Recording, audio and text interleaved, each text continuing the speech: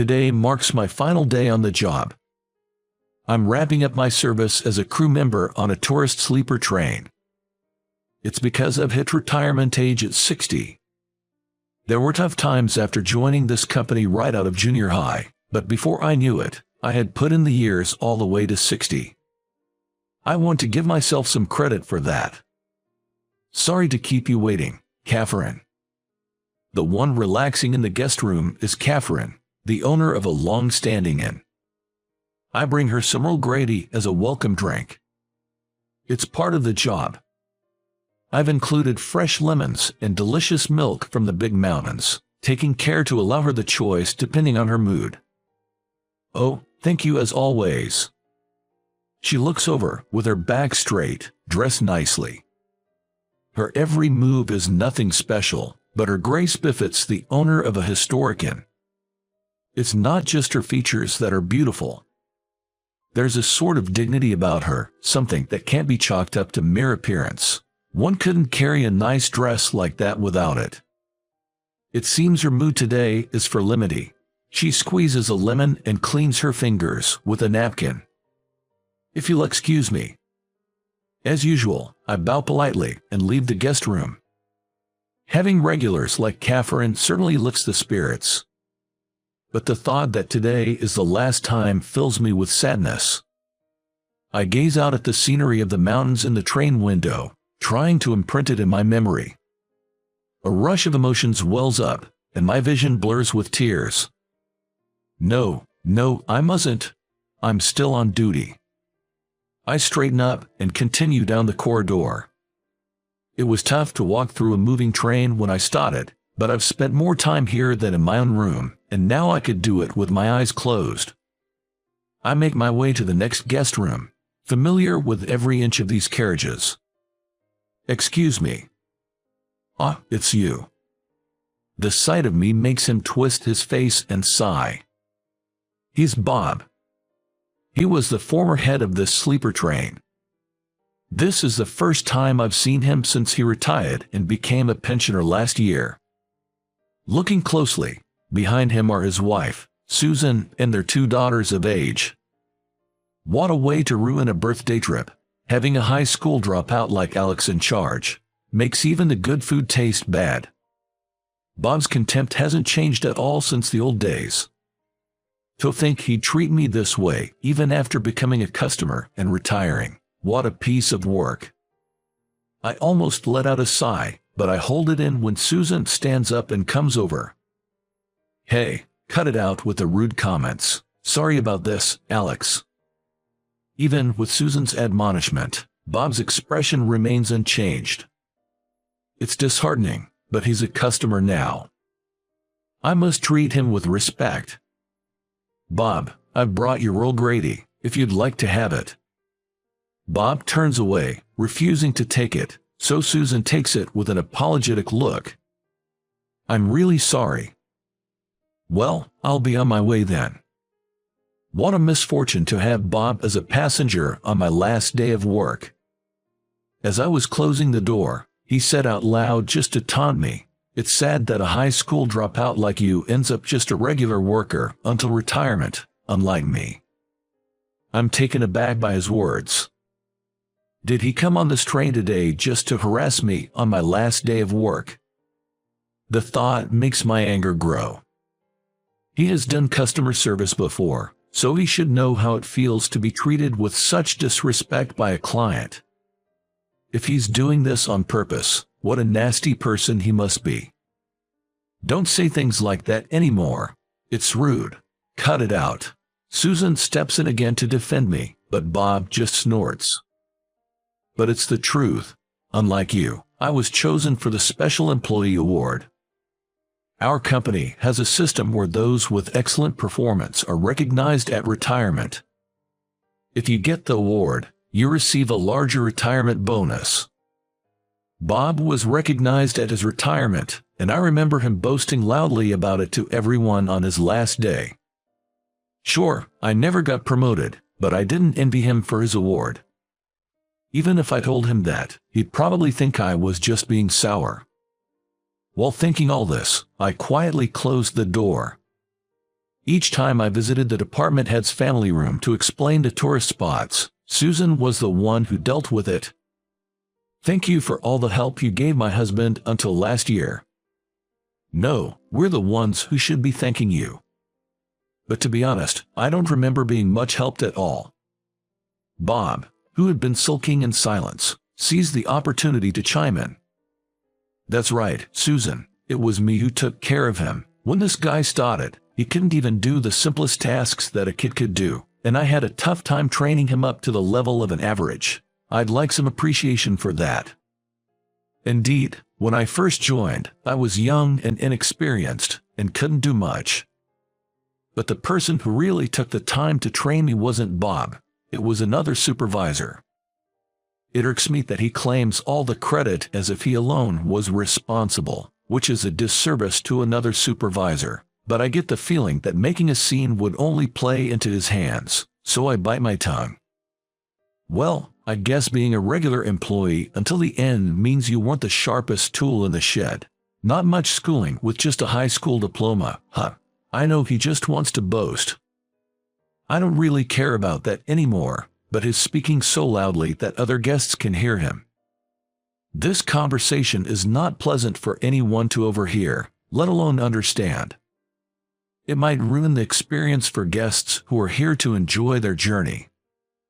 I apologize profusely and leave the room. Then, I get a call from another employee. Catherine is asking for you. Understood. Wondering what it could be, I head to where Catherine is enjoying the breeze on the terrace. Catherine, what can I do for you? Oh, Alex, it's about breakfast tomorrow. Could we have something light? I have a luncheon where I'll be eating a lot. Certainly. How about focaccia and minestrone? That sounds lovely. Lunch is going to be Korean cuisine, so a different taste for breakfast will be nice. Her cultured voice makes me forget about Bob's earlier words. I take a note to inform the kitchen and bow to Catherine once more. As I look up to leave the terrace, I see Susan and her two daughters enjoying the cool air. Look, seagulls. One of the daughters is delightedly pointing at the seagulls flying over. Such a sight is somehow comforting. It's indeed rare to see seagulls here. As I gazed around, it seemed Susan had noticed me. She gave me a warm, friendly smile. Alex, I don't know what kind of work my husband did here, but today's view and service are top-notch. I'm glad to hear that. Please enjoy your day. The best part of the job is making the guests happy. I'm really glad to see Susan and her daughters enjoying themselves. While I'm having this conversation, Bob comes over. Seagulls fly here every day. Nothing special about that. Seeing their father's nitpicking, the daughters shrug and run through the corridor, leaving the terrace. I'm about to leave too when Bob glares at me and I freeze in place. Really, such a beautiful view wasted. Susan sighed. I have something to tell you. What is it? I want to enroll Nikki in a ballet company in France once she graduates middle school. It's been her dream to become a professional, and she's worked so hard for it. We've got an offer from a ballet company, and I want to take advantage of this opportunity for her. Nikki must be the older daughter. Bob looks surprised but then nods. She's already in her second year of middle school and has matured quite a bit. Why not? Nikki is ready to take on the world. Susan turned her gaze to me upon hearing that. Just that means she'd be a high school dropout, but what Nikki is aiming to do is a respectable job, isn't it? Huh? Oh, she's practiced ballet diligently for that, right? Nikki's got an offer from a pro. So even without high school, she could make it work. Better to mix it up with adults while she's young and hold her own. As parents, we could be proud of that. Bob's words made Susan nod and then clear her throat with a little cough. Couldn't the same be said about you, Alex? Huh? You two graduated from middle school and joined this company, and surely worked hard, right? Isn't it the same as Nikki? I was taken aback by her words, finally realizing Susan was defending me.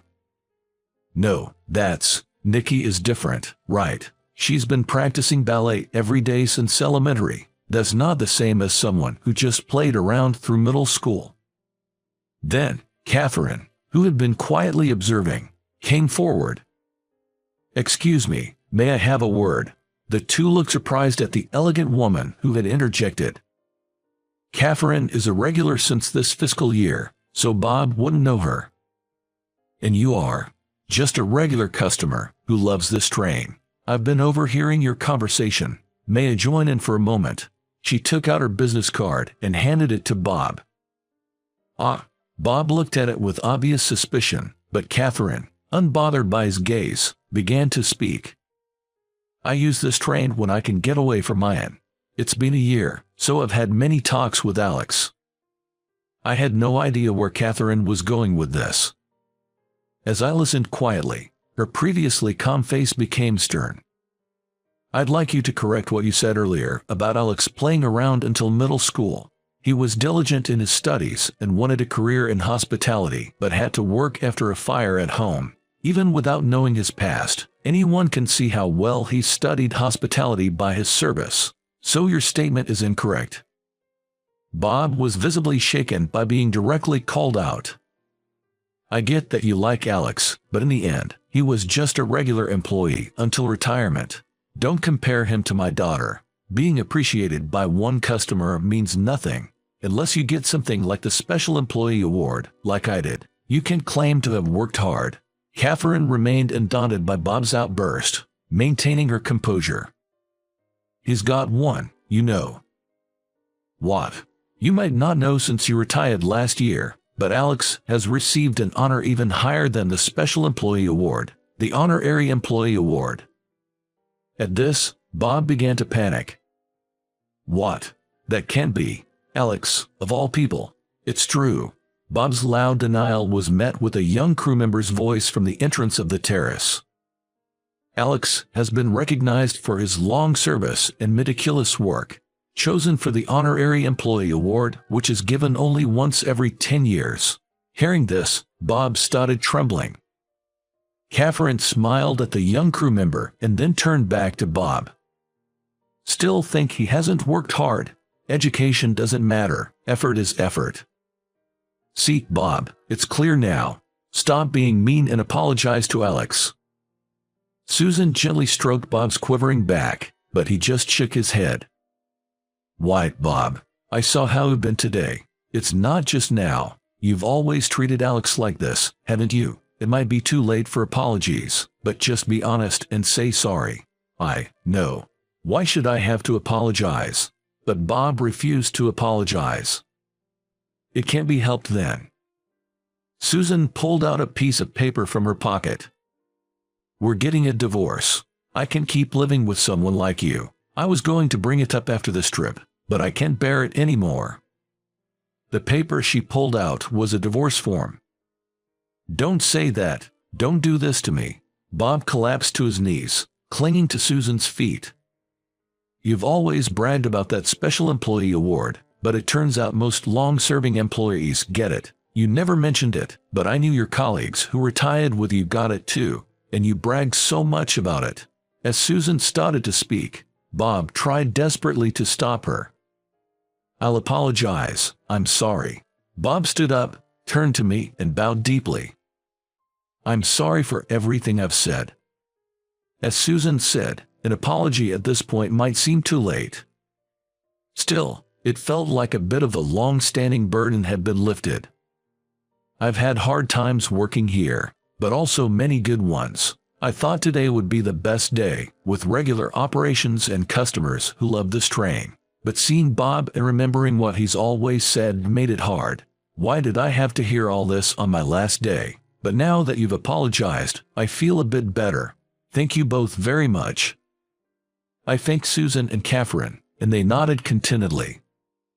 "By the way, Alex has bought one of mines, and he'll become the new owner next spring." Catherine spoke with her black hair flowing.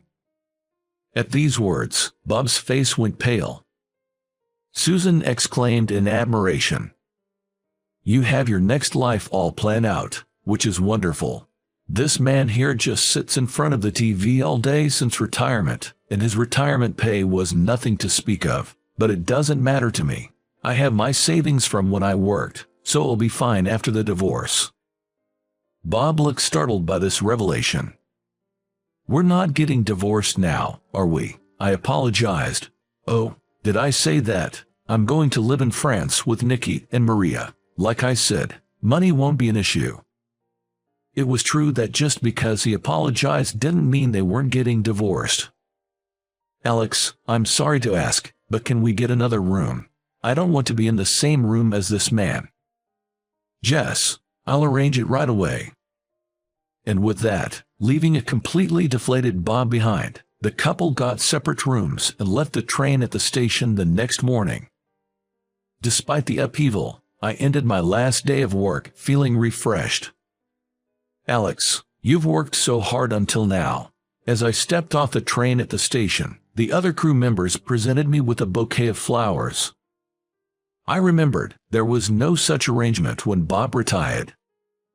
This bouquet is a testament to Alex's meticulous work and the kindness he has shown to all the crew members. "We haven't given a bouquet to the former department head, you know." Surprised, a crew member whispered that to me.